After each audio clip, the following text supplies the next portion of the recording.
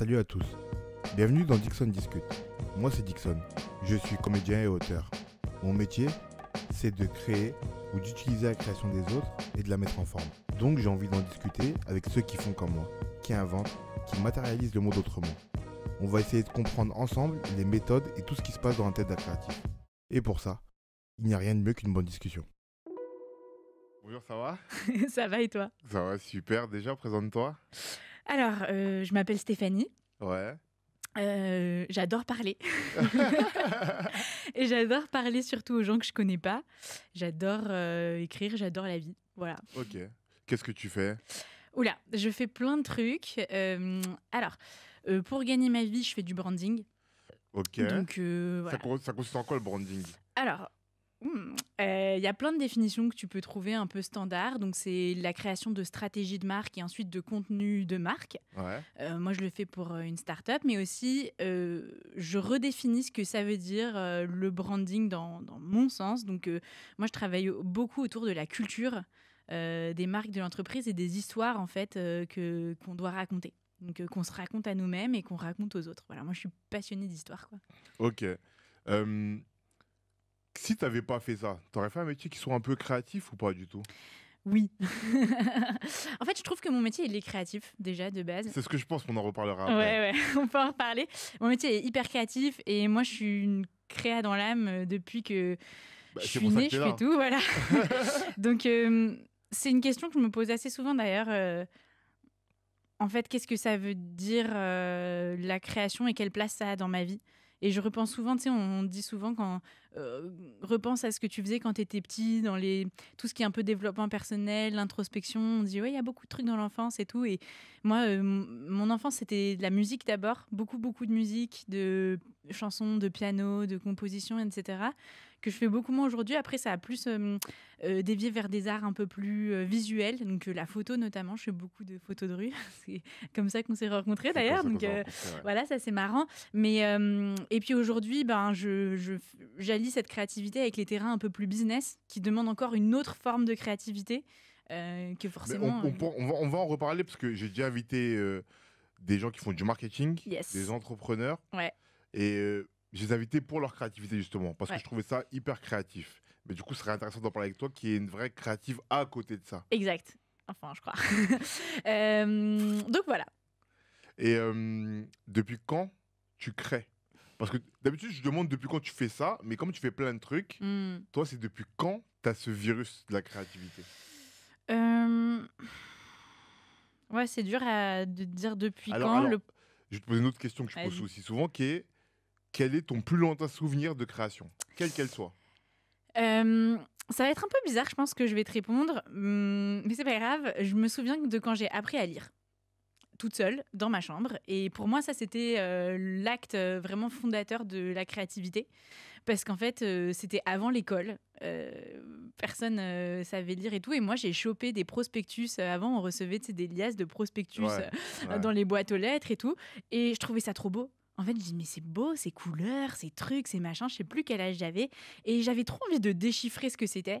Donc, je me suis appris à lire, tu vois. Et puis après, Ok. j'ai découvert que c'était une pub Renault. Et bon, voilà. Ok. Mais voilà. Et pour moi, ça, c'est l'acte fondateur.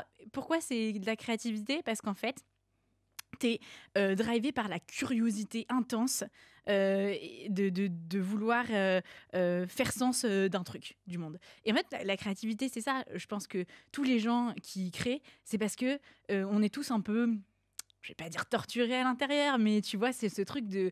Il y a un truc que tu veux débloquer quand tu crées, c'est pour aller chercher des choses. Et donc, tu as cette envie, tu vois, de dire, je veux comprendre les blocs, pourquoi je suis sur la Terre. Enfin, tu vois, ça va de mon truc avec mon petit prospectus jusqu'aux grandes questions existentielles. Ah ouais. Donc, C'est voilà. intéressant parce que j'avais déjà dit à des gens que j'avais invités qui étaient designers de mode. En fait, je leur avais dit ça, ce que je vais te dire là, mais je leur avais dit parce que je leur avais demandé qu'est-ce qu'ils auraient comme autre envie de créativité alors qu'ils faisaient des vêtements, tu vois. Ouais, Et ils m'avaient dit des meubles. ok. Et un autre pote qui est devenu un pote en fait, entrepreneur que j'ai invité, pareil. Lui, il fait des vêtements aussi Et t'as et des aussi dit des bijoux. meubles? Et il m'a dit des meubles, tu vois. C'est Et en marrant, fait, ça. je me suis dit en vrai, c'est peut-être pour rejoindre ce que tu dis, tu vois, c'est dans l'idée de recréer son monde. Et il n'y a rien de Ouais. plus comment dire, il y a rien de plus présent dans notre monde que dans nos maisons et nos meubles. Ouais. Et du coup, quand tu crées tes meubles, là, tu crois que tu arrives à la finalité de créer ton monde parce que tu crées un truc qui est accessible à tous, Ouais. tu vois, qui est chez tout le monde, Ouais. tu vois. Ouais, et puis le mobilier, c'est extrêmement constitutif de l'intérieur, donc de l'intérieur d'une personne, tu vois, dans le sens à l'intérieur de son appart Ouais. et l'intérieur de soi, tu Ouais, vois. ouais. Et ce que tu dis, c'est hyper vrai. Quand tu rentres chez quelqu'un, tu peux identifier quel type de personne c'est.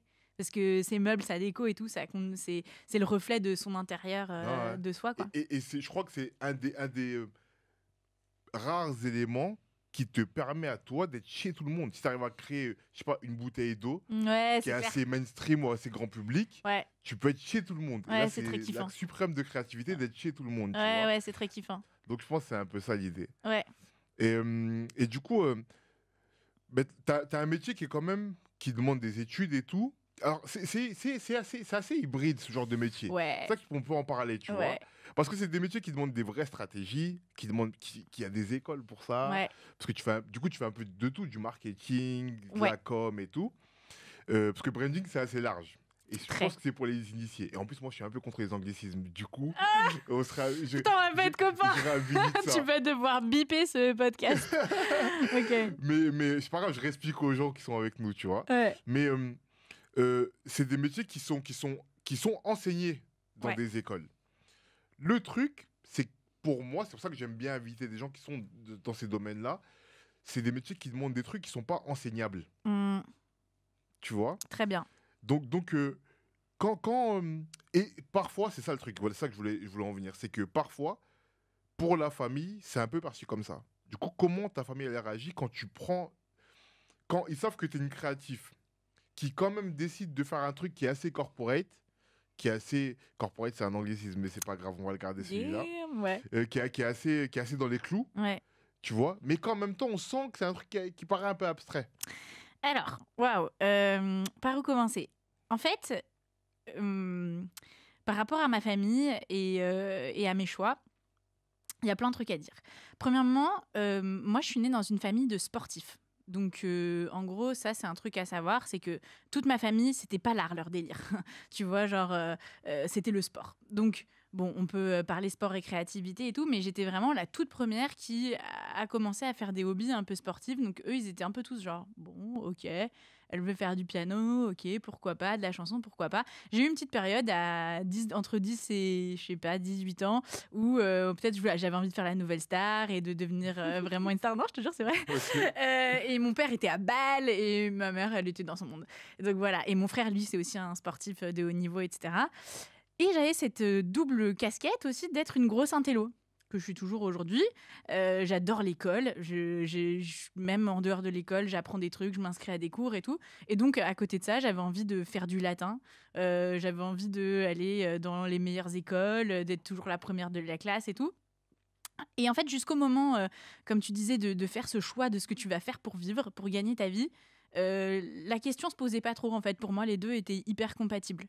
Et puis après, la vie fait que... je sais pas, j'ai toujours peut-être eu un peu peur de complètement me jeter dans le vide et de devenir... de gagner ma vie en étant une artiste. Ou peut-être que j'avais envie de... c'était important pour moi de bien gagner ma vie pour des raisons X ou Y. Et du coup, je n'étais pas prête, c'est ce que je te disais, tu vois, à faire ce saut et de se dire, en fait, être artiste, ça demande quand même des sacrifices dans ton confort de vie, etc. En tout cas, au début, quand tu n'es pas du tout connu. Ouais. Et j'avais peur de faire ça. Et puis peut-être peur par rapport à ma famille aussi, qui m'ont dit... à certains moments, ouais, t'as fait des grandes études et tout, capitalise dessus, en fait, tu fais quoi? Et donc, voilà. Donc, ma famille m'ont jamais dit ne sois pas artiste. Je pense qu'ils m'auraient toujours soutenue si j'avais décidé de faire ça à plein temps. C'est peut-être moi qui me suis un peu auto-censurée. Et en même temps, je pense que... voilà, donc sans aller trop loin, mais j'ai jamais eu de rapport trop conflictuel là-dessus avec ma famille. Et en fait, même eux, ils comprennent pas trop ce que je fais aujourd'hui. Ouais, tu mais vois, c'est un peu compliqué, en ils vrai. comprennent rien. Ouais, ils sont un peu en mode genre. C'est- Ok. Surtout, en plus, je l'ai déjà dit, hein, je disais à la personne que j'avais interviewée sur le marketing, tu vois, Ouais. je lui disais, c'est bizarre, mais c'est des nouveaux métiers. Ouais, Du coup, pour nous, on est une génération un peu trentenaire, tu vois. ouais, Du coup, nos parents ont, grosso modo, entre 20 et 30 ans de plus que nous. Et c'est loin. ouais, c'est Pour très eux. loin. Ouais, On parle de gens de 60 ans qui ont du mal à gérer Instagram et Facebook et on nous parle de métiers où on... C'est ta vie, quoi. Ouais, tu C'est ta vois. vie, ouais. Et, et en plus, on parle de métiers... Avant, pour eux... En plus, je parlais de ça avec lui dans le marketing, tu vois, dans le podcast du marketing. Je lui disais, les pubs, c'était tellement la télé, c'était tellement un autre monde qu'on osait tout, on faisait ce qu'on voulait. Ouais. Et les mecs qui faisaient de la pub, c'était les mecs d'un autre monde. C'était presque des artistes, Ouais, c'est ça. dans Non, l'idée. c'est clair. Tu vois. Et aujourd'hui, faire comprendre aux parents qu'il faut faire des grandes écoles pour ces métiers-là, qui sont des métiers d'artistes en vrai, mais pas vraiment. Ouais. Je crois que c'est un peu complexe pour eux de Tu poses une question matérialiser. qui est hyper complexe même pour nous, tu vois. Moi, c'est pareil. Ça fait partie des trucs auxquels j'ai réfléchi beaucoup. Qu'est-ce que t'apporte de faire des grandes études pour ces métiers qu'on t'apprend même pas vraiment dans ton école? Je pense la rigueur, la discipline, toutes ces qualités un peu méta, tu vois. Mais après, il y a quand même beaucoup de profils dans les métiers du marketing, du branding, qui sont pas forcément passés par ces écoles-là, mais qui sont des gens qui, la créativité, elle coule dans leurs veines, tu vois. Ils sont extrêmement visionnaires, etc.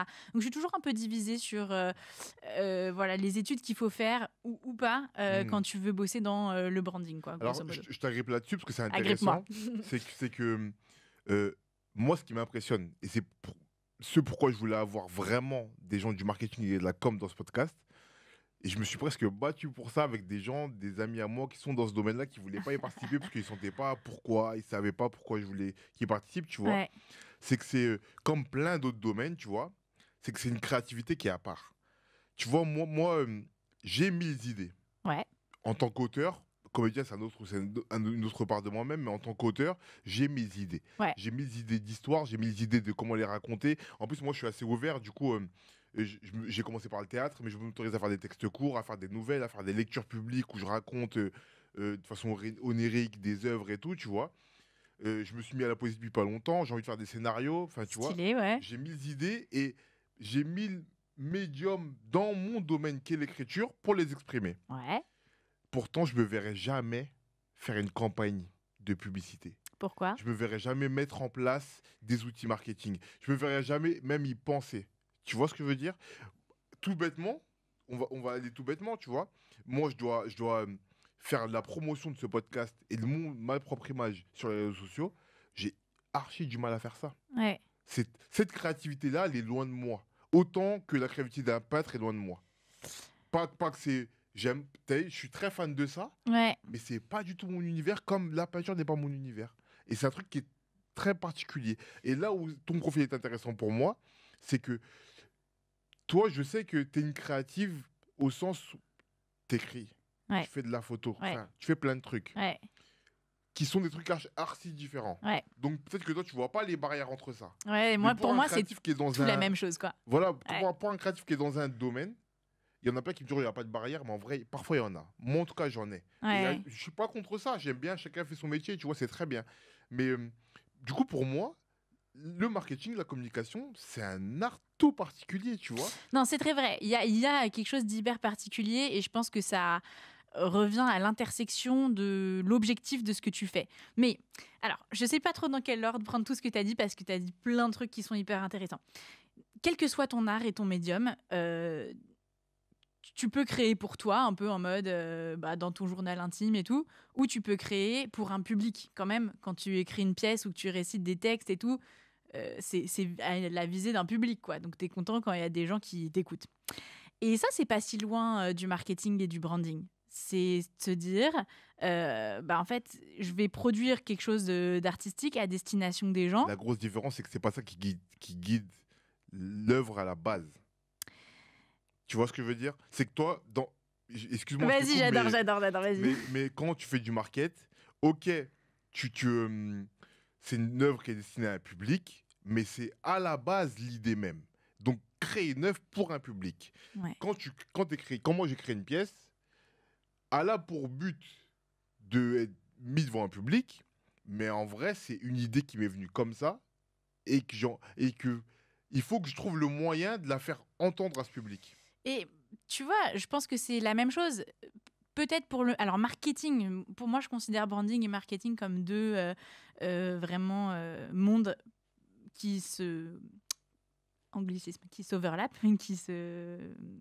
qui coïncident, mais qui sont différents. Ok. Donc, Alors, tu peux dire pourquoi c'est différent d'après toi? mais bien sûr. Extrême différence. Le branding, et ça rejoint ce que tu dis, ça prend l'essence de la marque. Donc ça va être tous les attributs qu'une marque peut avoir, sa personnalité, sa promesse, la vision, etc. Et le marketing, ça va être comment tu prends ces tables de la loi un peu de ta marque, son identité profonde, et tu la déclines dans des campagnes. Donc, je t'explique avec une marque que tout le monde connaît, je pense, tous les auditeurs vont pouvoir comprendre, c'est Nike. Ouais. Ma passion. Ouais. J'adore. Je vais me faire démonétiser, arrête de faire la pub. Ah, Non, je rigole. Donc, excusez-moi. Non, t'inquiète. Bip. Donc voilà, mais en tout cas, une grosse inspiration pour moi, pour le travail que je fais aujourd'hui, même chez Jab, etc., c'est Nike parce que l'essence de Nike, pour schématiser, c'est la performance, d'accord ? Ouais. Très bien. Donc, dans la marque, il y a tous ces attributs de la performance, du dépassement, de toutes ces choses-là. Et on va regarder les campagnes marketing de Nike il y a peut-être 20 ans, tu vois, avec Jordan, Tiger Woods, tous ces athlètes qui incarnent la performance à son pic, la perfection de la performance et tout. Ça, c'était une façon de voir la performance. Aujourd'hui, tu ouvres l'appli Nike, tu vois quoi ? Tu vois des femmes enceintes, des femmes et des hommes d'ailleurs qui sont en surpoids par rapport, tu vois, aux stéréotypes qu'on a classiques de la personne fit, quoi, etc. Et donc maintenant, qu'est-ce que ça veut dire la performance ? C'est-à-dire être le meilleur de soi, être au meilleur de soi. Et donc tu vois qu'ils ont gardé la même identité, qui est être le meilleur, mais ils sont passés d'un contexte qui était le meilleur dans l'absolu, dominer tout le monde, le meilleur, à être la meilleure version de soi-même. Et ils vont de plus en plus vers ça. Et quand tu vois, pareil, l'appli Nike, maintenant tu l'ouvres et il y a des gens qui peuvent envoyer leurs photos d'eux-mêmes en tenue Nike, etc.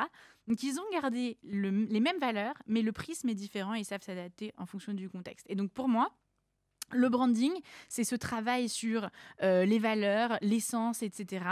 Et puis après, le faire vivre en communiquant avec le marketing qui va faire des campagnes. Et aujourd'hui, le marketing, c'est aussi extrêmement orienté données, data.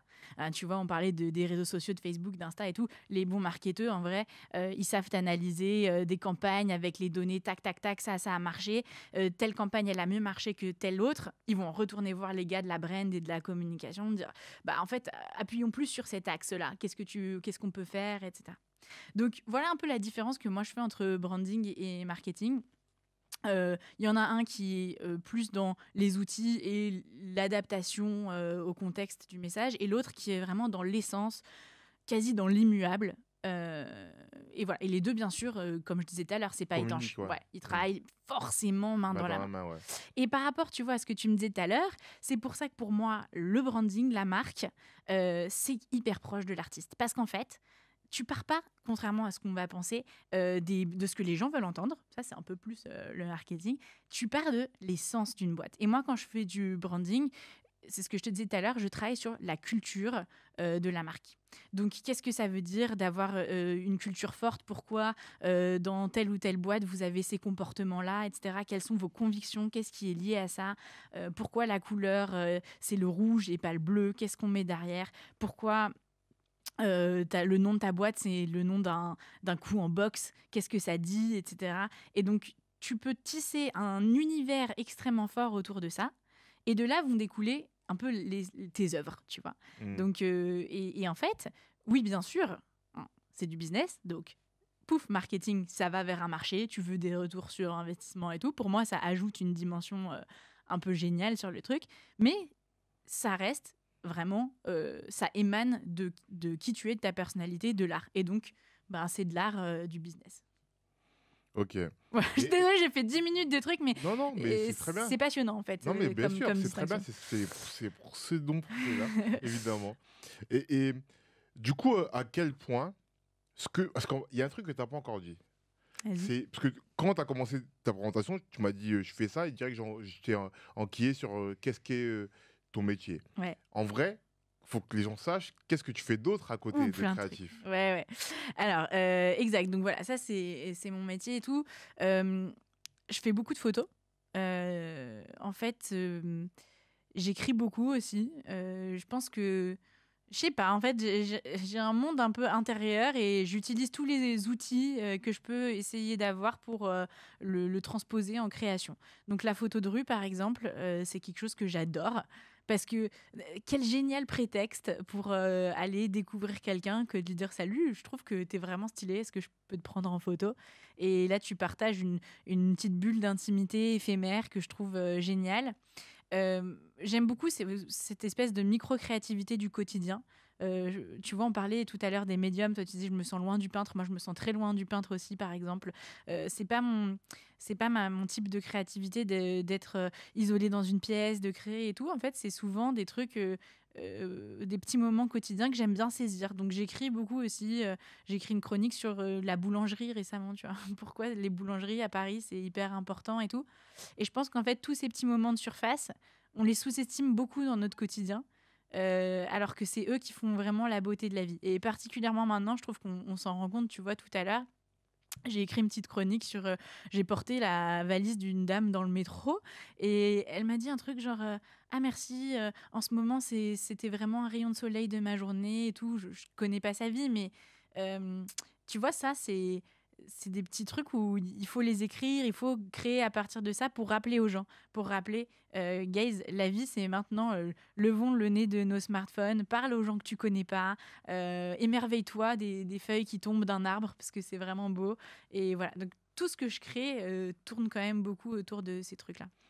Moi, ça me parle parce que, tu vois, même moi, j'ai fait une série de textes qui n'est pas terminée d'ailleurs en vrai, mais une série de Mhm. textes qui parlait des détails, tu vois. Ah, Et j'adore. c'est des Bah ouais. détails de la vie comme ça en vrai. Tu vois, j'ai écrit un texte sur, sur les repas, sur le fait qu'en vrai, on pense pas à la particularité du fait qu'on mange avec des fourchettes et des assiettes, Ah, mais c'est tu génial vois. comme idée, j'adore. J'ai écrit un texte sur l'avion, parce que la Ok. première fois que j'ai pris l'avion très très tard, moi, tu vois. Ouais. Il y a genre 5 ans. Et, la première fois que j'ai pris l'avion, j'étais impressionné. Et en fait, j'étais impressionné du fait que personne ne soit impressionné. Tu vois? Ouais, je vois trop. Genre, je me disais, mais là, les gars, on est dans un truc qui pèse des tonnes, qui a aucune propriété particulière pour voler, mais il vole. Hmm. Et comme ça fait longtemps que c'est comme ça, pour tout le monde ici, c'est normal, tu vois. Ouais, Et ouais. en plus de ça, normalement, nous, les humains, on ne doit pas être à cette hauteur-là au milieu des Ouais, nuages. c'est clair, Tu c'est vois, c'est clair. particulier. Et du coup, ça m'inspirait un texte, tu vois. Euh, Tu les as publiés, ces textes? Pas encore? je les ai publiés sur mon blog, mais en catimini, mais en fait, j'aimerais bien faire un recueil en vrai. Ah, c'est génial. En vrai, un petit recueil, tu vois.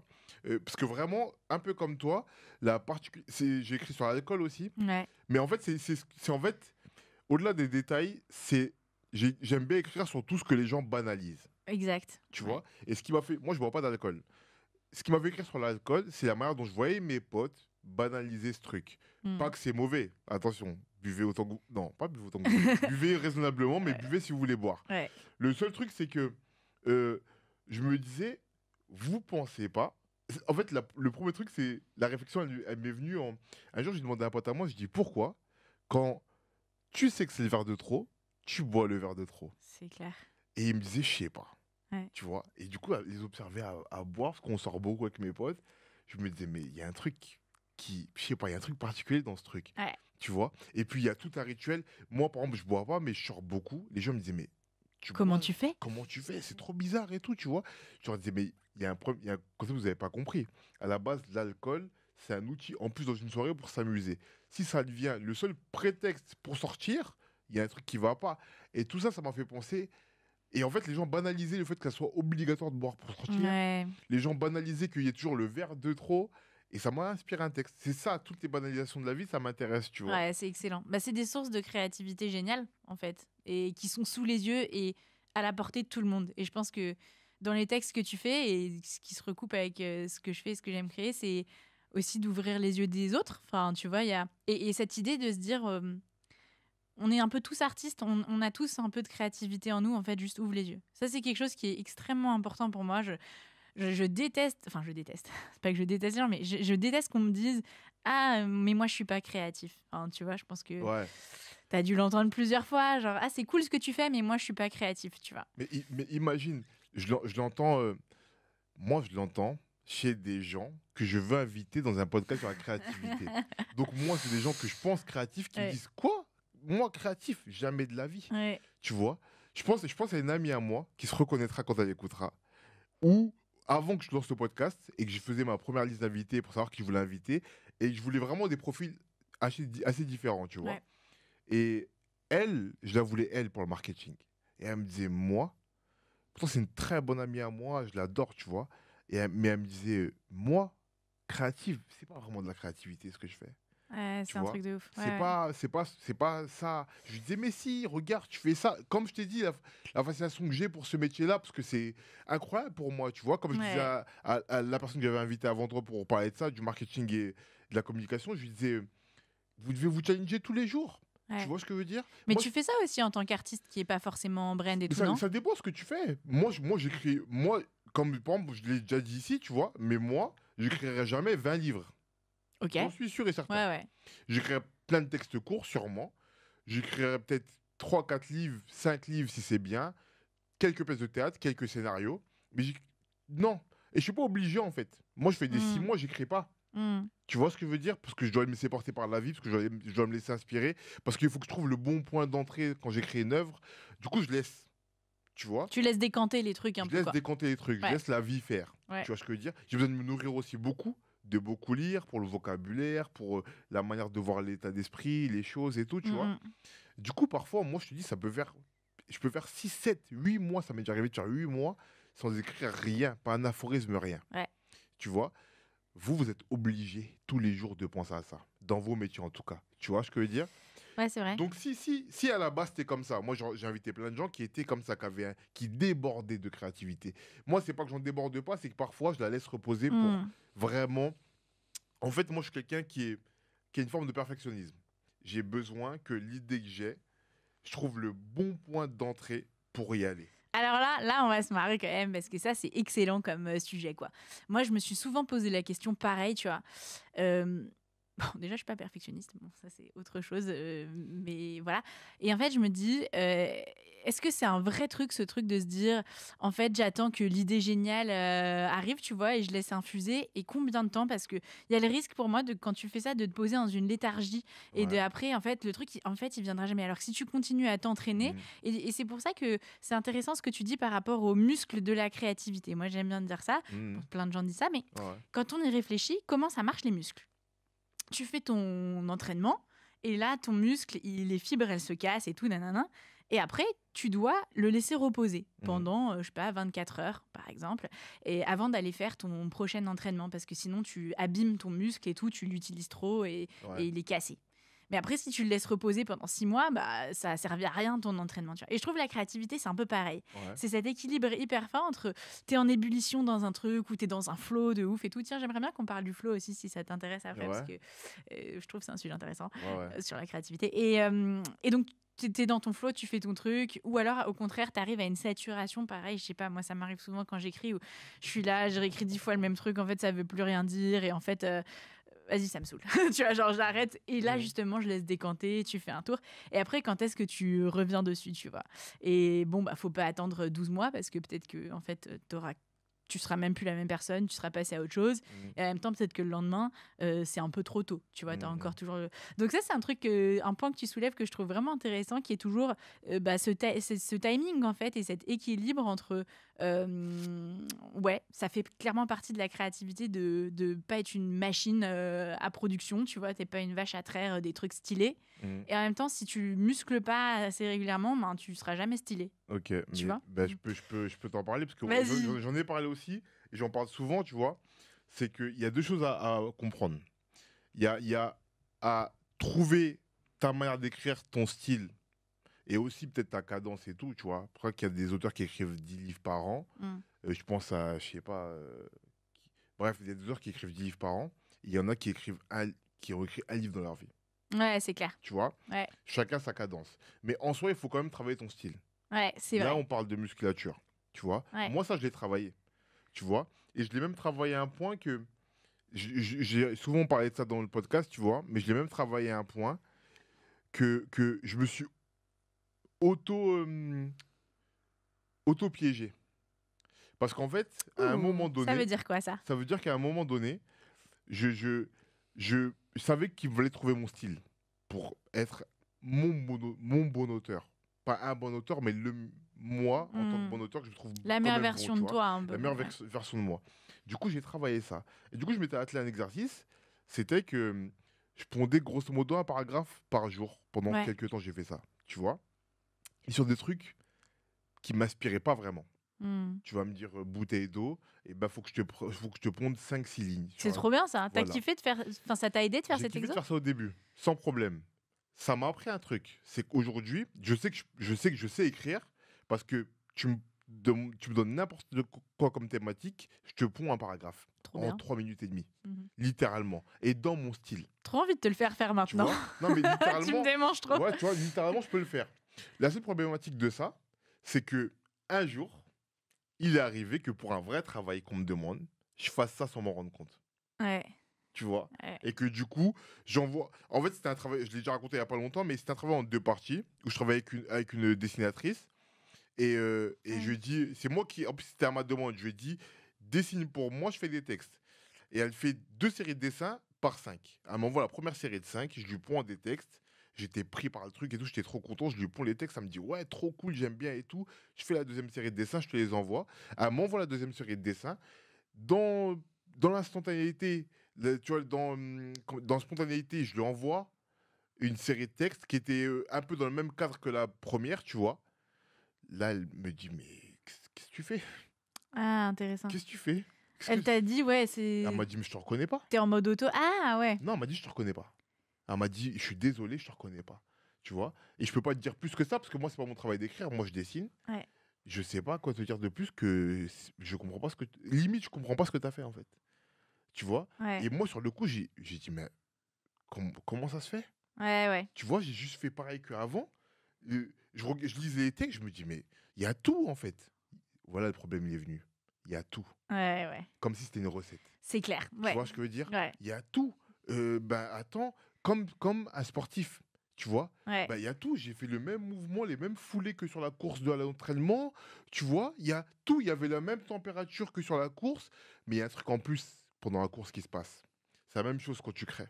Ouais, Quand c'est tu crées clair. vraiment avec une intention. Et là-dedans, j'ai parlé de ça. C'est l'intention qui fait le tout. C'est ça. Ouais, ouais. Tu vois ce que je veux dire? Et du coup, pour te répondre à ce que tu disais avant, euh, moi, je comprends une vraie œuvre que je fais d'une œuvre comme celle-ci, là, quand je laisse venir mon intention. Et ça veut dire quoi? Je prends un exemple qui est très parlant, qui est celui-là qui m'a fait vraiment, qui m'a le plus marqué. Je voulais écrire un texte sur le couple, dans Ouais. cette idée de banalisation des choses et tout, et ces petites séries de textes, tu vois, qui sont des textes de 1 page, grosso modo. Tu vois, je voulais écrire un texte sur le couple. Et en fait, le problème, c'est que on a tout écrit, tout le monde a écrit, tout le monde écrit sur Ah, le bah, ça, couple. c'est le sujet C'est le sujet. Tu vois ce que je veux dire? international Donc être sûr que tu vas bien de écrire, la c'est life, quoi. compliqué. Ouais, ouais. Être sûr que tu vas bien écrire, c'est compliqué. Être sûr que tu vas pas juste copier ce que tu as vu, c'est compliqué. C'est compliqué. Du coup, ce sujet-là, je l'ai laissé de côté. Du coup, là où il y a une différence entre ce que tu dis, c'est que l'idée, elle vient quand même. Tu vois, l'idée, elle vient Ouais. quand même, tu la notes. Moi, j'ai noté. Donc, j'avais un carnet avec des idées de sujets que je voulais traiter. L'avion, la mort, les repas, le Ah, ça couple, tu vois. m'intéresse de savoir aussi. Je t'interromps juste 2 secondes, mais note pour plus tard.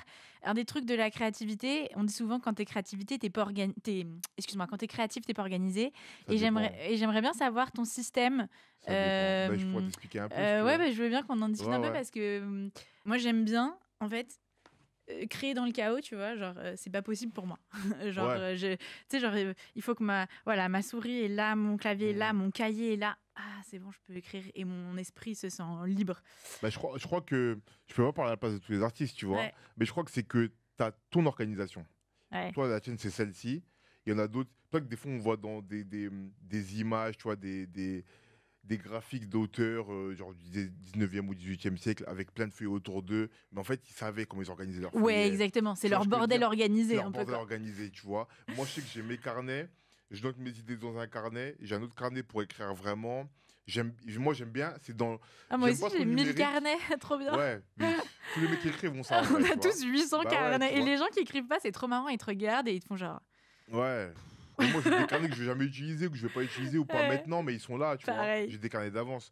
Mais tu vois, par exemple, moi, j'aime pas trop le numérique pour ce qui est de la créativité, parce que j'ai écrit et j'aime pas ça. Hmm. Mais quand c'est numérique, j'aime bien avoir mes dossiers bien rangés, savoir où je Hmm. vais, de trouver facilement, parce que dans mes carnets, je trouve facilement. Ouais, je suis Tu vois, alors d'accord. que c'est moins organisé pourtant, mais Ouais, c'est trop drôle. tu vois, Je c'est suis bizarre. trop comme toi. Excuse-moi, je t'ai interrompu parce que tu Hmm. parlais du couple et tout et Et ça m'a fait penser à ça. c'était pour te parler de comment l'idée vient, tu vois. Du coup, l'idée, elle vient, Ouais. tu la laisses venir, mais en fait, elle te vient pas tout le temps, mais souvent pour te répondre, tu Ouais. vois. Le truc, c'est que moi, du coup, j'avais cette idée du couple, j'avais noté dans un carnet, dans mes sujets à traiter, couple, ok. Et un jour, j'essaie de m'y mettre. C'est-à-dire, je me suis mis devant ma feuille, j'ai mis couple en gros sur ma feuille Ouais. et j'ai essayé. Pouah. J'ai fait peut-être une ligne. En fait, j'ai vu que c'était pas le bon bout. Il y a un truc qui y allait pas. Ça marche pas, quoi. J'avais juste commencé, mais je savais. C'est comme quand tu vas faire un jogging, aux premières foulées, tu sens que ça va pas durer très longtemps. Tu vois ce que je veux dire ou pas? Ouais. Ben là, je savais que ça allait pas. Du coup, j'ai laissé. Et ça a duré, franchement, honnêtement, 6 mois. Pour un texte d'une page, hein, qui est Ouais, même pas ouais. très long. Que j'ai fini par mettre 1 heure à écrire, un truc comme ça. Ouais. Tu vois. 1 heure à écrire parce que finalement, il avait 3 pages au lieu d'une. Il avait une forme particulière.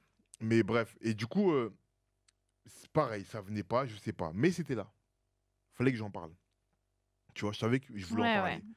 Et un jour, je regarde un film. Déclic. Les Noces rebelles. Avec Kate Winslet et DiCaprio. Et c'est pas Titanic du coup. Mais c'est Les Noces rebelles. C'est l'histoire d'un couple. Je connais pas du tout. C'est un couple. En gros, c'est l'histoire d'un couple dans les années 40-50. Et tu sais, c'est l'Amérique qui va bien. L'Amérique pleine de rêves. C'est les couples où c'est pas 2020. Du coup, la femme, elle est juste au foyer. Elle attend que son mari travaille et ramène la bouffe. Enfin, tu vois, c'est tout ça. Et c'est un couple qui se rencontre très jeune. Le mari plein de rêves, la femme plein de rêves pour son mari. Ouais. À l'époque, c'est comme ça.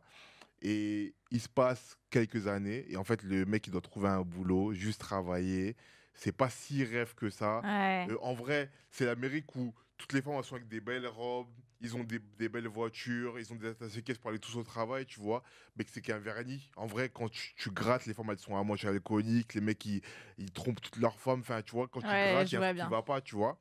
Et ça t'a inspiré? Et en fait, je vois ce couple dans une simplicité, dans une complexité, tu vois, une simplicité complexe, bizarrement, paradoxalement, tu vois. En gros, il y avait rien de grandiloquent dans ce film, mais c'était la réalité du couple. Voilà où c'était simple.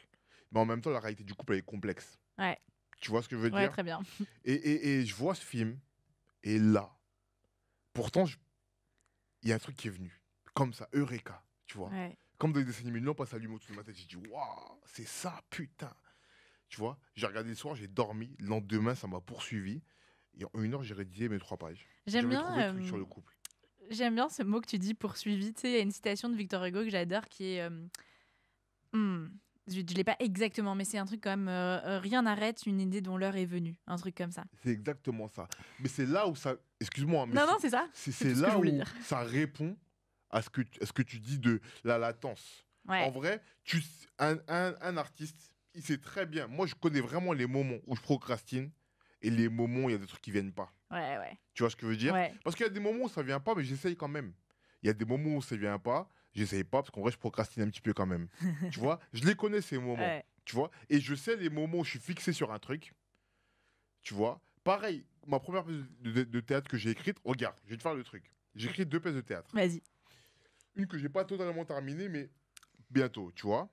Et en gros, c'est la suite, en fait. La deuxième, c'est la suite de la première. Ok. La première, quand je l'écris, j'ai une idée et tout. J'ai envie d'écrire du théâtre et tout. Du coup, je trouve une idée. L'idée, je la trouve assez rapidement et tout.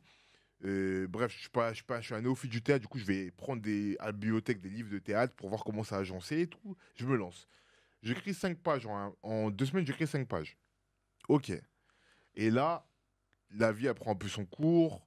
Je me détache un peu du truc. Je laisse tomber. En fait, je procrastine en vrai. Des fois, j'y pense, mais c'est pas vraiment là. Ouais. Je trouve des excuses. J'étais en cours à l'époque. Du coup, je me dis, c'est les cours, j'ai trop de devoirs, j'ai trop de trucs à faire et tout. Et un jour, je me réveille. Et je l'ai déjà dit ici, tu vois, mais comme un mort vivant qui se lève de son cercueil, tu vois. Je me lève de mon lit comme ça, je me dis, waouh, je suis un fou en fait. J'ai toute l'idée en tête, il faut que je l'écrive cette pièce. Ouais. Et du coup, je finis par écrire. Non, je t'ai menti, j'écris 15 pages en un mois, grosso modo. Ça, c'est en janvier de cette année-là, pas de cette année-là, mais de l'année où je le fais. C'est en janvier-février. J'écris 15 pages, je laisse reposer jusqu'à août. Ouais. Et en août, un jour, je me réveille comme un fou. Et là, je ponds 60 pages en 15 jours. Ouais. À écrire 6 heures par jour. Et c'est, moi, alors à moindre échelle, parce que j'écris pas des 60 pages et des trucs comme ça, mais j'ai souvent ça avec les photos que je prends. Donc, tu sais, comme je te disais tout à l'heure, je croise quelqu'un dans la rue, je dis franchement, t'es hyper stylé, je peux te prendre en photo. Je prends la photo, j'essaye au mieux de l'envoyer à la personne dans les bons délais et tout, mais je suis pas très forte à ça. Enfin, autre sujet. Et je me rappelle, c'est comme ça qu'on s'est rencontrés, parce que tu as mis du temps à m'envoyer en photo, je me rappelle à Tout l'époque. à fait. Voilà, je ne change pas beaucoup. Moi, j'essaye de m'améliorer maintenant, mais bon, c'est pas grave. Mais en revanche, il y a souvent 2 cas de figure, et ça me fait bien penser à ce que tu dis, ce truc de voilà, procrastination, et en même temps, juste ça vient pas. Soit j'ai un texte tout de suite qui me vient parce que le moment, il m'a inspiré un truc et tout. Donc je suis là et j'ai pris la photo, et littéralement, je suis dans la rue en train de prendre mes notes sur mon portable ou sur mon cahier ou sur ce que j'ai et tout. Et je dis, voilà, pouf, le texte s'est plié, je l'ai et tout. Soit je l'ai pas. Et là, il y a un peu 2 scénarios possibles. Il y en a un où je vais essayer de faire un truc, mais en fait, c'est nul. J'y arrive pas, tu vois. J'arrive pas à me rappeler ou à me dire qu'est-ce que je veux dire avec ce moment et tout. Et puis un jour, pour des raisons complètement impossibles à trouver, tu vois, cette photo me revient à l'esprit. Je dis, mais c'est ça. Et là, pouf, j'écris le texte de la photo, tu vois. Je pense à ça, notamment, j'ai fait un portrait d'un gars. Il est très loin sur la photo, je sais pas si tu vois, mais c'est la station Pigalle, station de métro, avec un coucher de soleil super beau et tout. Et en fait, c'était pas du tout une photo que j'avais prise pour faire un portrait gueule de Parisien. C'était juste que je trouvais que le coucher de soleil était beau. Donc, je me suis pas creusé la tête avec ce truc, quoi. Je prends ma photo, je prends le métro. Bon. Et en fait, souvent, je retourne parce que j'ai aussi des petits problèmes de tri de mes photos et tout. Donc voilà, je retourne dans mes cartes mémoire et je vois cette photo. Et là, j'ai un flash du moment où le gars, et je vois un gars qui est en train de fumer une clope, en fait, m'avait limite demandé l'autorisation. Enfin, il m'avait dit, je peux voir ta photo, tu vois, parce qu'il avait vu que je faisais une photo et tout. Il l'avait vu, il me l'avait validé, il m'avait fait genre, ouais, elle est belle, tu peux rentrer dans le métro, tu vois, un truc comme ça. Ouais. Comme si c'était le videur du métro et tout. Et j'ai eu un flash de ce moment qui, à l'époque, sur le moment, m'avait pas du tout semblé important. Enfin, tu vois, j'étais genre, ok. Et 6 mois plus tard, pour une raison que j'ignore, et voilà, le vécu, les trucs restent dans ta tête, dans un coin, et un jour ils émergent. Et j'ai vu cette photo, je dis, mais bien sûr. Et pouf, j'ai écrit le texte. Et il se trouve que c'est une des photos que la plupart des gens adorent, d'ailleurs, entre parenthèses. Et moi aussi, je l'adore, mais particulièrement, elle a résonné chez beaucoup de gens. Et voilà, donc c'est vraiment ce vrai truc de avoir l'honnêteté de se dire, là, c'est nul ce que je fais, vaut mieux que je laisse décanter. Et en même temps, de ne pas être dans le truc de, ouais, je le ferai plus tard. Ou tu vois, comme tu disais, se trouver des excuses, etc. Et continuer de produire d'autres trucs par ailleurs, comme tu disais, tu vois. Mais cet exo, il est intéressant d'écriture un peu sur tout. Je pourrais même le faire en photo, un truc de... Je connais quelques photographes qui font genre un portrait par jour ou des trucs comme ça. Je l'ai jamais fait. C'est Et hyper en fait, intéressant. c'est un bon truc. Moi, ça m'a servi surtout à travailler mon style, tu vois, et à Ouais. savoir quel était mon style. C'est pour ça que je l'ai fait en vrai à la base. Non, ça m'inspire Là, ça. là, ça m'intéresse pas de le faire parce que ce truc de tous les jours, ça m'intéresse pas, tu vois. Ouais. Mais sur le coup, pendant quelques années, et j'ai mis 3 ans, 3-4 ans à trouver mon style, tu vois, ça m'a servi. Et c'est comme ça que j'ai compris. Ouais, c'est charmé. Quel était mon style, tu vois, ce que j'aimais moi écrire. Et en fait, j'ai compris comment conjuguer en moi-même et en régurgitant ce que j'étais à travers mes références et ce que j'aimais dans la littérature, tu vois, et pas seulement copier. Ouais. C'est ça que ça m'a aidé à faire, en fait. Et je pense que tu m'as inspiré. Je vais peut-être faire ce challenge. Bah, soit on est photo, là soit pour texte, ça. soit les deux. Je sais pas. Les deux ensemble, ce serait trop bien, on est là pour ça. Ah, ça serait charmé, ok. Je Mais prends ce challenge. du coup, il y a une question qui me vient là, c'est Vas-y. comment on met toute cette créativité-là au service de ce qu'on fait qui est déjà créatif. Donc, comment on met la photographie, enfin, ses envies photographiques, ses envies littéraires au service de la créativité que demande le branding, le marketing et la communication. Ah oui. En fait, c'est un peu ce que je disais tout à l'heure. Il faut trouver ce croisement. Alors là, c'est un croisement un peu différent. Tout à l'heure, on parlait branding, marketing et tout. Mais là, entre eux, déjà, il faut travailler pour une marque que tu kiffes, premièrement. Sinon, c'est impossible, en fait. Enfin, tu vois, genre... Faut avoir le choix, du coup. Ouais. Faut se donner le choix. Donc, ça demande, tu vois, tu parlais de cet exo de apprendre à connaître ton style et tout. Apprendre à se connaître soi. Et en fait, à partir du moment où tu as fait ce travail de... apprendre à connaître ce que t'aimes, ce que tu as envie de porter comme message et les formats sur lesquels tu as envie de les faire, etc. Ça va t'aider à trouver une marque pour laquelle tu as envie de bosser. Et si tu es vraiment la meilleure personne pour cette marque, eh ben, faut se défoncer pour aller décrocher le taf, quoi. Enfin, tu vois. Ouais. Donc, ça, c'est vraiment une grosse partie du travail à faire. Bien connaître ce que tu veux et ensuite aller donner ta life pour aller le décrocher, quoi. En fait, si tu vas voir une marque et que... et alors, bon, là, je parle pour ceux... Je sais pas si dans ceux qui nous écoutent, il y en a qui recherchent justement des jobs à bosser pour des marques et tout. Mais si tu as la conviction intime que c'est toi la meilleure personne, que tu vis pour cette marque, vous avez les mêmes valeurs et tout, en fait, la marque, elle serait ouf de pas bosser avec toi. Enfin, tu vois. C'est ce que tu attends. Quelqu'un qui est en charge du branding, il faut que ça soit quelqu'un qui transpire tes valeurs, tu vois. Enfin, quand tu es une marque, qui transpire les valeurs de la marque, quoi. Sinon, donc, c'est ce que je dis. Le premier truc, c'est il faut être aligné avec la marque pour laquelle tu veux bosser. Parce que si t'es pas aligné, franchement, tu vas jamais rien créer. Enfin, tu vois. Bon, si on te demande demain de créer une pièce sur des sujets où on te demande un angle pour un texte, et foncièrement, vraiment d'un point de vue identitaire, ça touche à des choses sur lesquelles tu n'es pas du tout d'accord, en fait, ça va pas le faire, enfin, tu vois. Donc déjà, ça, c'est un truc très important, selon moi. Ensuite, donc, il y a cette partie de trouver une marque qui marche bien avec tes valeurs perso et il y a cette partie de transposer, et moi, je trouve ça extrêmement important, ton art, et c'est ce que je disais tout à l'heure, pour moi, le branding, c'est un peu l'art du business, à des nouvelles problématiques. Donc, une des façons de définir la créativité, souvent, c'est de dire qu'est-ce que tu peux faire dans certaines contraintes. Donc, tu vois, dans la créativité, c'est ce que tu t'es imposé comme challenge, tu vois, genre, il y a l'idée de contrainte.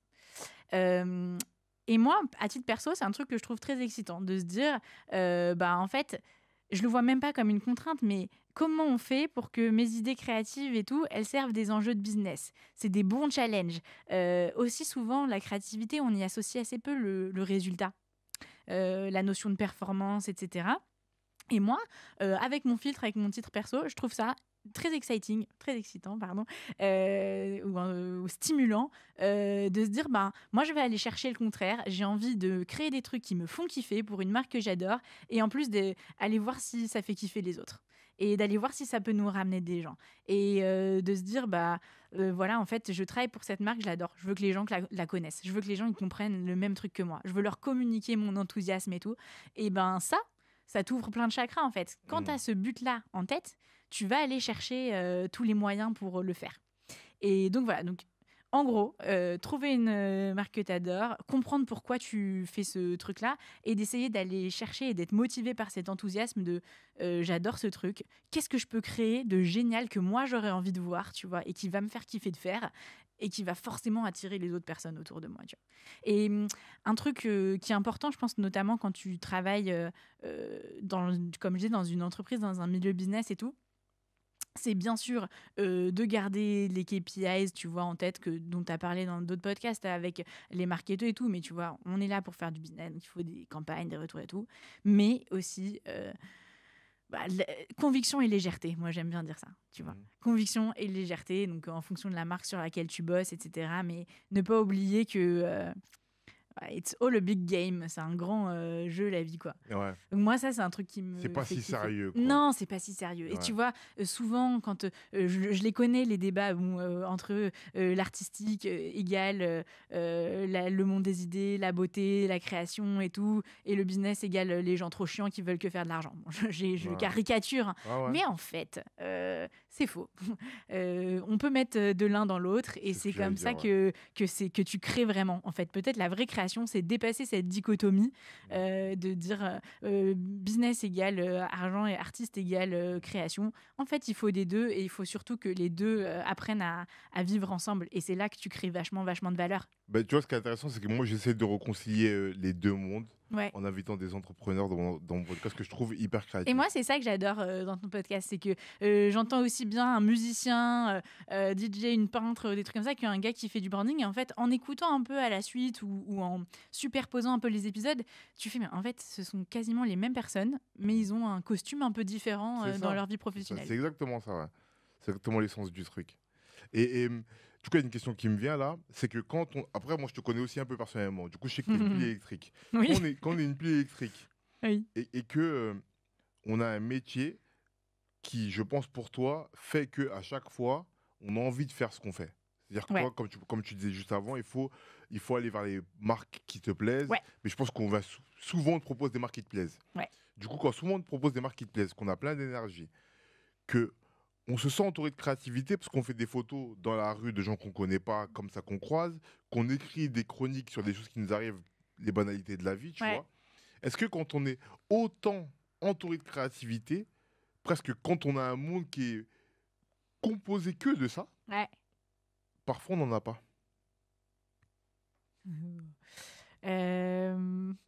Alors, tu me poses une bonne question parce que j'y ai jamais vraiment réfléchi. Oui. En fait, il y a des moments qui m'arrivent où ça m'arrive parfois de me culpabiliser un peu.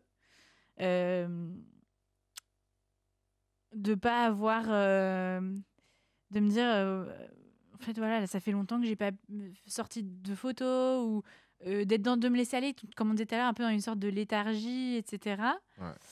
Et tu vois, attends, je te coupe vite fait pour te Vas-y. poser. J'insère une question, mais qui va. Question dans la question. Question dans la question, mais qui rejoint celle-là en vrai. C'est est-ce que quand ça arrive, ça, du coup, Ouais. est-ce que on manque de créativité, on laisse reposer ce qu'on fait, ou on est juste feignant? Oui, alors, c'est une excellente question. Ça revient un peu à ce qu'on disait tout à l'heure. Difficile d'identifier, en fait. Et je sais que ça... Voilà, ce que je disais, je me suis vachement culpabilisée dans le passé un peu. Je pense que c'est la construction ça, de la jeunesse à l'âge adulte où j'étais vraiment en mode « Ah là là, t'es nul, t'as pas fait ça, enfin, tu vois. » Et donc ça, en fait, de toute façon, quoi qu'il arrive, ça va tuer ta créativité. Maintenant, j'essaye d'être un peu meilleure, d'en reconnaître que, bah, en fait, il y a des semaines où t'as rien fait, et ben, en fait, c'est pas grave.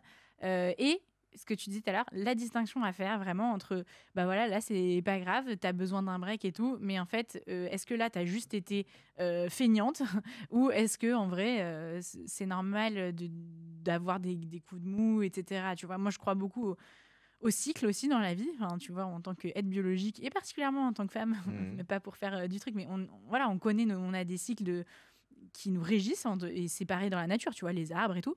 Et donc, il faut se dire, bah, il y a des fois, c'est normal, tu vois, t'es dans un petit creux de la vague, c'est ok. Mais attention, c'est un creux de la vague, c'est pas un désert aride que tu dois laisser couler.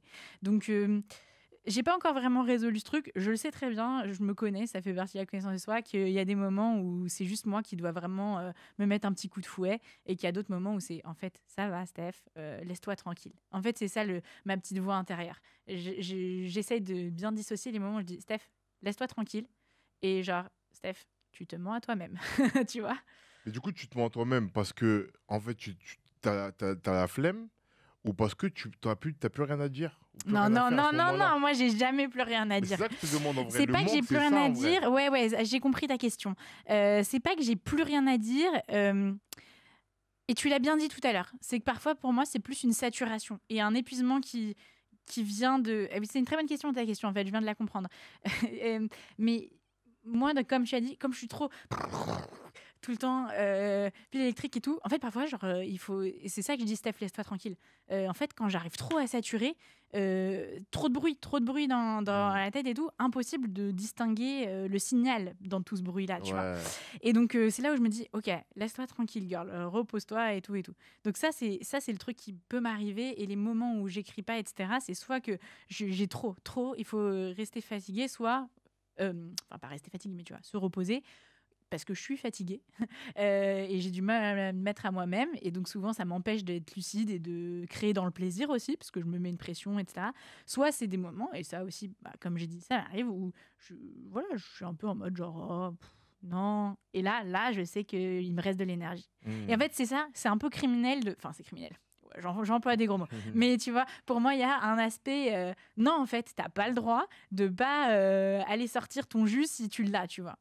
Et c'est pas toujours des moments de Victor Hugo comme on parlait tout à l'heure où tu peux pas t'en empêcher, tu dois écrire et tout. Parfois, t'as ces moments. C'est complexe la créativité en fait.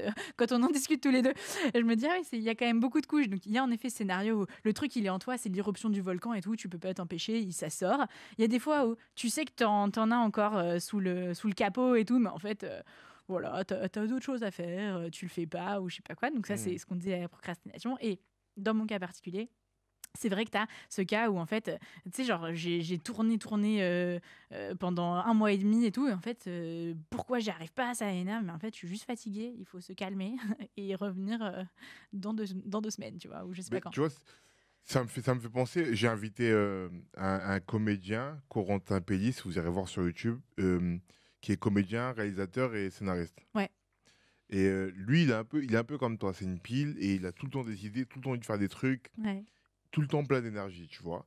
Et il s'est trouvé aujourd'hui quand il a compris qu'il fallait quand même qu'il canalise toute cette énergie qui pouvait donner à plein d'idées à parfois une idée. ouais, Et en fait, je crois, c'est mon analyse comme ça, tu vois, mais j'ai l'impression qu'en fait, entre le j'ai trop d'idées, trop d'énergie, et le j'en ai pas ou je me laisse un peu aller, il y a le j'ai trop d'idées, j'ai trop d'énergie, mais je sais où la la mettre. canaliser, ouais. Et je sais faire un flow continu, mais pas forcément trop fort, tu vois. En fait, c'est un peu comme le robinet.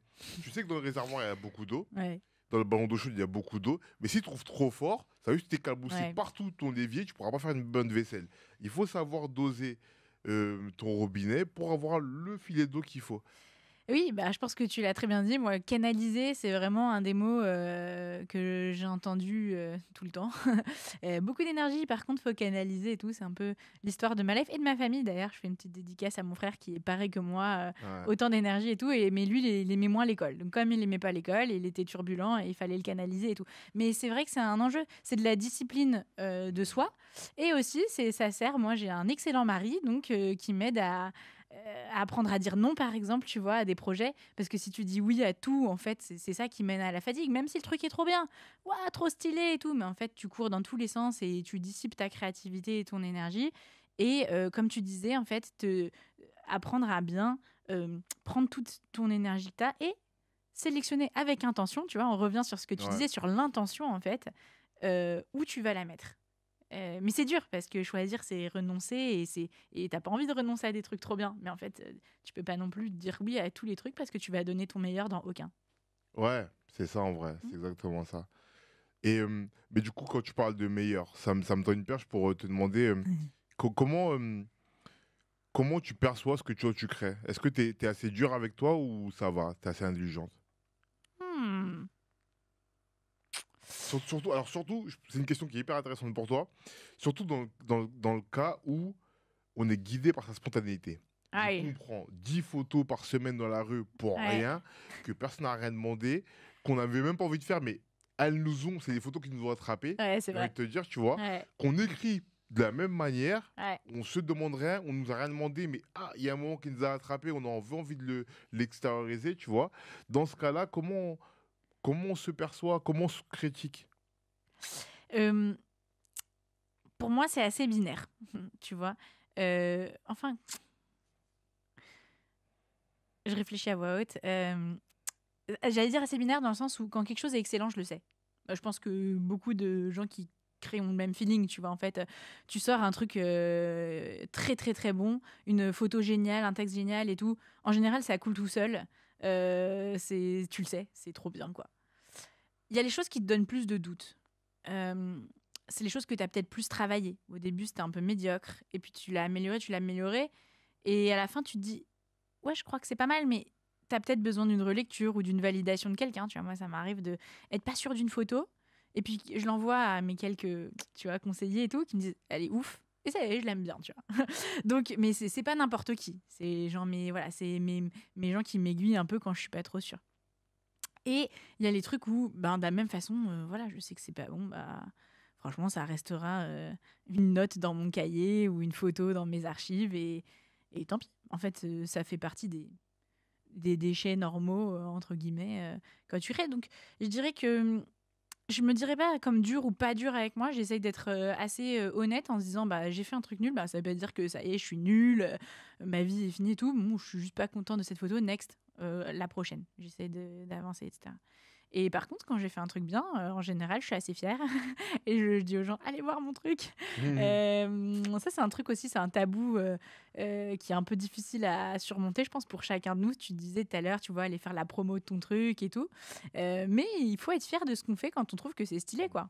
Franchement, si t'es pas fier de toi-même, personne sera fier de ton taf. C'est vrai, moi je suis un peu de ton avis, tu vois. Moi, l'histoire de promo, c'est autre chose, c'est que c'est pas mon métier, ça me gave. Oui, voilà, donc Mais, la partie technique est différente, mais tu vois. je suis de ton avis, tu vois. Mais après, il y a un truc auquel tu penses pas parce que c'est pas toi, Vas-y. auquel je suis beaucoup confronté et qui m'a moi-même frappé à un moment donné. C'est le syndrome de l'imposteur. Ah, coup, mais même- attends, mais tu crois que je n'y pense jamais? J'y pense tout le temps. Mais du coup, quand c'est comme ça, t'as du mal à t'auto-promouvoir parce que tu te dis, ouais, mais de toute Non, façon, mais je suis un menteur. faut dire non, faut dire fuck. Enfin, pardon, j'ai dit un gros mot, mais en fait, moi, j'ai reçu au début, quand j'ai lancé Gueule de Parisien et tout, comme j'ai eu la chance d'être promue par My Little Paris, qui a une audience géniale comme newsletter, bah, du coup, je me suis retrouvée entre les yeux de personnes très bienveillantes, enfin, devant les yeux, et aussi de personnes beaucoup moins bienveillantes. Et en fait, il faut se faire violence sur ça. Des gens qui m'ont dit, t'es même pas photographe, t'es qu'une petite nénette avec des connexions qui a réussi à caler son blog et tout. Et déjà, premièrement, il faut s'auto-rappeler à soi-même, ok, que trois trucs. Premièrement, j'avais mérité ce truc, j'avais pas eu des connexions et tout, j'ai travaillé, j'avais fait un stage comme une malade et j'ai saisi mon opportunité et j'ai eu ce truc. Donc désolé pour toi si t'as pas fait la même chose.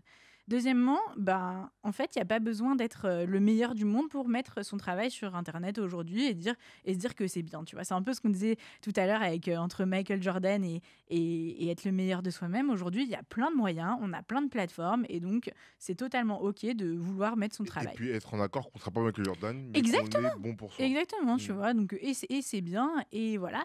Et troisième truc, moi j'aime bien écouter un peu comme toi, des podcasts anglo-saxons, américains sur le développement personnel et tout. Et un des trucs que j'essaye vraiment de travailler pour lutter contre le syndrome de l'imposteur, c'est cette idée de identité fixe, donc qu'ils appellent en anglais le fixed mindset, versus ce qu'on appelle le growth mindset, c'est-à-dire une identité qui est mouvante. Et je te donne un exemple très concret, mais fixed mindset, c'est je suis le meilleur photographe. Et bien dès que tu vas voir quelqu'un qui fait une photo mieux que toi, ça va remettre tout en question, c'est horrible, tu vas te sentir ébranlé, syndrome de l'imposteur, je sais pas quoi, et puis on va venir te dire ah mais t'as pas fait d'études photo, donc tu peux pas être photographe et tout, et tu vas dire oh c'est vrai, c'est horrible. Et il y a le growth mindset qui est par exemple je suis un learner, je suis quelqu'un qui apprend. Et bien ça c'est beaucoup plus difficile à ébranler, déjà premièrement parce que tu quelqu'un vient de dire non, t'apprends pas et tout, tu fais bah si, en fait, je suis toujours en train d'apprendre, j'ai lu tel truc, je m'entraîne à tel truc, etc. Donc voilà. Et deuxièmement, ça te permet de moins te juger aussi, de dire je suis pas là pour faire le truc parfait, je suis là pour apprendre et en fait, on apprend en faisant. Enfin, ça, en tout cas, c'est une de mes convictions. Et donc voilà, je progresse comme ça. Et c'est vrai que ce syndrome de l'imposteur, moi, j'ai eu un déclic un jour, je pense, grâce à tous les podcasts et juste en faisant et en me disant tous ces gens qui m'envoyaient des messages horribles et qui me faisaient pleurer et tout, parce que tu vois, j'ai commencé Gueule de Parisien, j'avais genre 24 ans, t'es encore hyper jeune, c'est hyper dur quoi, quand t'as des adultes photographes professionnels qui t'envoient des insultes et tout, toi t'es genre, mais ils ont raison. Et en fait, au bout d'un moment, tu te dis, mais en fait, eux, je connais pas leur life, mais franchement, je suis triste pour eux. S'ils ont que ça à faire, moi, je suis dans mon délire, j'apprends, je progresse, je fais des super rencontres. C'est ça, mon identité, tu vois. Je me suis un peu énervée sur le truc, mais je trouve que Non, c'est mais tellement bien. important pour les gens, tu vois, parce que j'ai pas mal de gens qui m'envoient des messages sur Insta aussi et qui me parlent de ça et qui me disent oui, comment t'as fait pour te sentir légitime et tout. En fait, j'ai pris la décision. Et tant pis si les autres pensent pas pareil. Je suis peut-être pas légitime à être la meilleure photographe du monde, mais je suis légitime à faire des photos stylées que j'aime bien et à continuer d'essayer de progresser. Ouais, c'est vrai que l'autolégitimité, elle est importante. Si tu te la donnes pas, personne ne Ouais. va te la donner. Si tu attends que Exactement. quelqu'un vienne te mettre une légion d'honneur pour être créatif, ça n'arrivera jamais. Et je compléterai en disant qu'il ne faut pas confondre l'autolégitimation ou l'autolégitimité avec, le fait d'être un but de soi. Ah bah oui, oui. On sent quand même la différence. Si on a T'as un peu raison. de jugeote, on sent quand même la différence. Oui, c'est clair. Mais c'est très fin. Ah ouais. Tu vois, tu peux vite te dire, pour te donner un peu de courage, mon travail, c'est du bon travail. Ouais. Ça peut vite devenir, bah, je suis le meilleur dans mon travail. Ouais. Et là, c'est pas exactement la même chose, tu vois. Ouais, c'est clair. C'est pour ça c'est pas que justifié, bien sûr, mais tu peux être le meilleur dans ton travail, évidemment, mais si c'est pas justifié, c'est pas exactement la même chose. et c'est pour ça que ce truc d'identité, tu vois, mouvante versus fixe est importante. Ouais.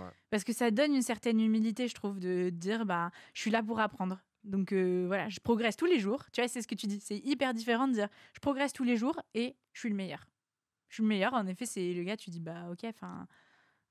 bon, ça a intérêt à être vrai déjà. Ouais, Et puis si ça l'est pas et que je trouve quelqu'un de meilleur que toi, en fait, t'es juste un bolos qui te la pète, quoi. Alors ouais, que je progresse tous les jours. Et oui, en l'occurrence, je considère que je suis au-dessus de la mêlée sur mes trucs, mais parce que je continue d'apprendre et de travailler, ça force le respect quand même, je trouve. ouais, je suis d'accord. Et est-ce que tu as une œuvre dont tu es la plus fière? Oui, il y a quand même une photo que j'ai prise de un artiste qui s'appelle Gore La Montagne, qui est assez connu apparemment, mais moi je le connaissais pas quand je l'ai vu. Il est dans le métro et il est habillé tout en indien, mais vraiment native indien des États-Unis et tout. Et en fait, cette photo, je trouve qu'elle est, c'est une des toutes premières photos que j'ai prises. Je trouve qu'elle est puissante. Elle est trop stylée, quoi. Je peux pas dire, allez la voir. Il est dans Ok. le métro et en fait, il était tout raide au début. Il était tout coincé et moi j'étais en train de faire une sieste pour tout vous dire et j'ouvre les yeux et je vois ce gars, je fais oh my god, je sors mon appareil, I need this photo et tout. Et là j'étais dégoûtée. Il partait dans 2 arrêts, donc 2 arrêts c'est quand même assez court mais assez pour tenter un truc. Et là je fais les premières photos, j'y arrive pas et tout, il est tout coincé et je lisais encore d'ailleurs toutes les photos. Et à un moment, je lui demande c'est quoi ce truc là qui pend de votre ceinture et tout. Et en fait, c'était une sorte de calumet de la paix, je sais pas. Et là, il a commencé à devenir ouf, à sauter partout, à bouger. Paf, on a pris la photo. 2 secondes plus tard, il sortait du métro et en fait, elle a tout. Elle a l'énergie, elle est originale, elle a voilà. Je trouve qu'elle passe un message fort. Je l'adore quoi. Je suis contente d'avoir pris cette photo. Ok. Ben, merci, on va conclure. Et Merci. pour conclure, je pose toujours 3 petites questions. Ouais. La première, c'est ton objet créatif favori. Mon appareil photo. Ok, Voilà. simple, efficace. Je l'aime. Deuxièmement, une œuvre créative inspirante pour toi. Magritte. Tous les trucs de Magritte. Magritte, il m'inspire trop. Pourquoi? Parce il a ça, il a la conviction et la légèreté, quoi. C'est des messages tellement forts et en même temps avec un univers qui a l'air un peu enfantin et tout. Ok. On disait tout à l'heure, je suis pas très peinture en fait, en règle générale. Je suis pas forcément inspirée. Ah si, il y a Viviane Mayer aussi comme photographe que j'adore, qui est une photographe américaine de rue qui a une vie complètement mystérieuse. Allez regarder son documentaire. Mais le premier truc qui m'est venu, c'est Magritte. J'ai essayé de pas trop réfléchir à ces questions quand j'ai écouté le podcast, parce que je me suis dit, quand je vais passer dedans, il faut pas que ça soit trop travaillé. Donc Magritte, voilà. René Magritte, du coup. Ouais. Et dernière, un conseil pour quelqu'un qui veut se mettre à créer. Fais, lance-toi. Lance-toi. Te pose pas de questions, vas-y. Et sois ton meilleur, comme on disait tout à l'heure, quoi. Sois ton premier ambassadeur. Dès que tu vois un truc que t'aimes, bah sois fier et vas-y en te disant je suis là pour apprendre, je suis pas là pour faire le meilleur truc. Merci. Merci Dixon. On va mettre en lien dans la description le lien vers ton Instagram pour que les gens voient Yes. toutes tes photos sur Gueule de Parisien. Et likez, abonnez-vous, partagez, commentez. Allez voir son travail, c'est vraiment super. Merci. Merci à toi, à la prochaine. Bis, bye.